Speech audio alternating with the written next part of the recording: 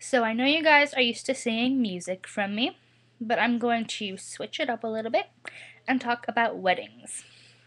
I'm engaged and I'm getting married in about a year and a half. And I just started a new blog on Tumblr called Future Mrs. Fortner, and it's basically just about my journey in planning a cost-effective wedding. I just completed my first blog entry that I'm going to post tomorrow, and it's titled The Biggest Wedding Expense. So let me just read it for you here. In my limited experience and reading a few articles about weddings, I've found that the biggest wedding expense is indeed the venues. And when you're planning a wedding on a tight budget, the couple really needs to be able to be open and honest with each other and talk about their needs and wants in picking venues. And if you need to be realistic and realize that you might not be able to have that $30,000 fairy tale wedding. When I started to think about my wedding a few months ago, I was planning on having my ceremony at my home church and then the reception somewhere else. And then I looked at the costs of that.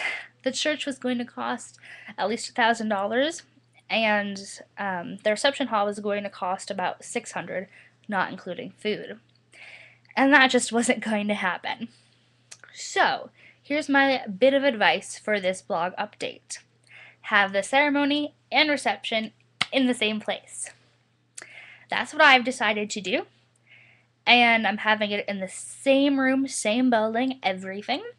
It's called Park Place, and it's in my hometown. It's a building that is from my city's park district. So if you have a park district in your city, or if you have a city or town hall, I would definitely go see what they have available. Oftentimes they will have discounted rates for residents of the city, which is what happened in my case. So I figure why not save a little bit of more money as well.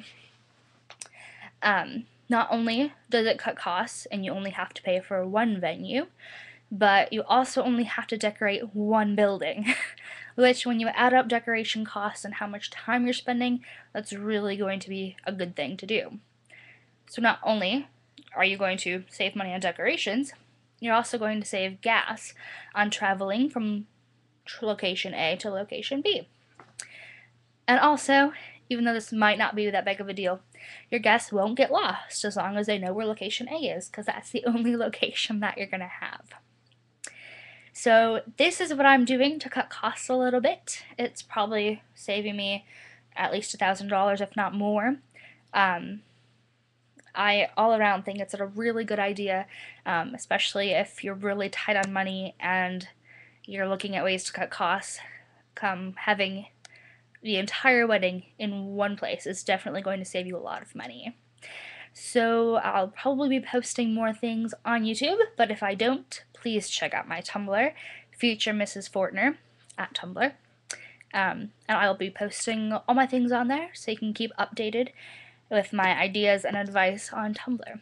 But I hope to see you back here on YouTube. So I hope you enjoyed this, and happy planning and saving.